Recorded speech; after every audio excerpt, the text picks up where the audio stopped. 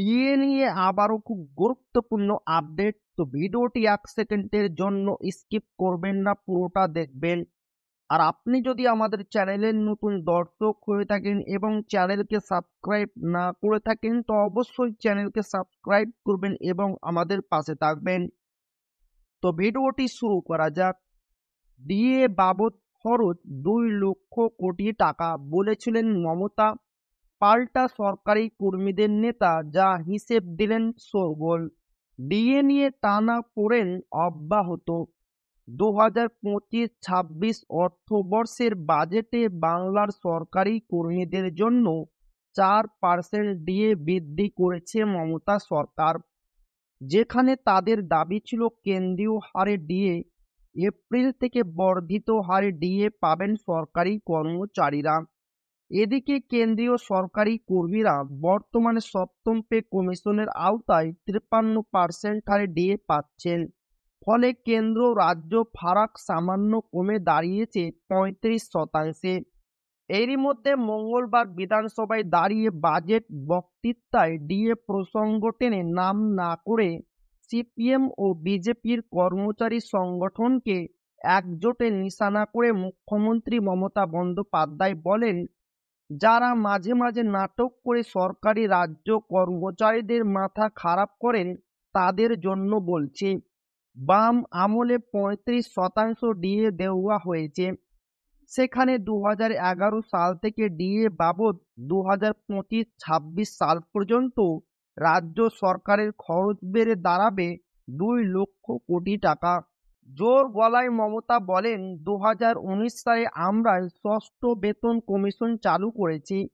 তার আগে পর্যন্ত আমরা সরকারি কর্মীদের 90% মহার্ঘ ভাতা প্রদান করেছিলাম, যেটার আর্থিক পরিমাণ হল 1,67,000 কোটি টাকা।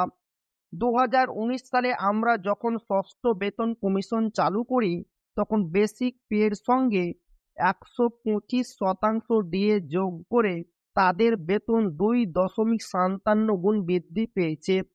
মুখ্যমন্ত্রী বলেন, এই বেতন কমিশন অনুযায়ী যে 14% ডিএ দেওয়া হয়েছে তাতে 19,000 কোটি টাকা খরচ হয়েছে। এই বাজেটে আরও 4% ডিএ বৃদ্ধির ঘোষণা করা হয়েছে। 2011 সাল থেকে আজ পর্যন্ত আমাদের সরকার ডিএ দিয়েছে প্রায় 2 লক্ষ কোটি টাকা। এই বিষয় নিয়ে এবার পাল্টা কনফেডারেশনের সাধারণ সম্পাদক বলেন, মুখ্যমন্ত্রী ঠিকই বলেছেন যে বাম আমলে 35% ডিএ দেওয়া হয়েছিল, কিন্তু তা 2008 সালের 1 এপ্রিল থেকে 2010 সালের 1 ডিসেম্বরের মধ্যে দিয়েছিল। অর্থাৎ 2 বছর 8 মাসে মোট 8 কিস্তির ডিএ দেওয়া হয়েছিল। 2012 সালের 1 জানুয়ারি থেকে 2018 সালের 1 জানুয়ারি পর্যন্ত 65% ডিএ দিয়েছিল এই সরকার, অর্থাৎ 100% ডিএ হয়েছিল। ব্যাখ্যা দিয়ে তিনি আরও বলেন, 2019 সালের 1 জানুয়ারি থেকে একসঙ্গে 4টি কিস্তির টাকা দেওয়া হয়েছিল বা 25% ডিএ প্রদান করা হয়েছিল।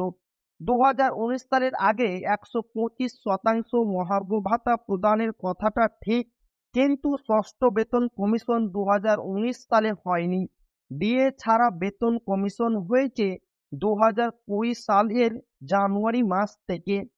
তো এই ছিল ডিএ নিয়ে খুব গুরুত্বপূর্ণ আপডেট যা আপনাদের মাঝে শেয়ার করলাম। তো ভিডিওটি ভালো লাগলে অবশ্যই আপনার বন্ধুদের শেয়ার করবেন, যাতে তাদের উপকার হয়। আর আপনি যদি এখনো আমাদের চ্যানেলকে সাবস্ক্রাইব না করে থাকেন, তো অবশ্যই চ্যানেলকে সাবস্ক্রাইব করবেন এবং আমাদের পাশে থাকবেন। তো আবারও দেখা হবে ডিএ রিলেটেড খুব গুরুত্বপূর্ণ ভিডিওতে।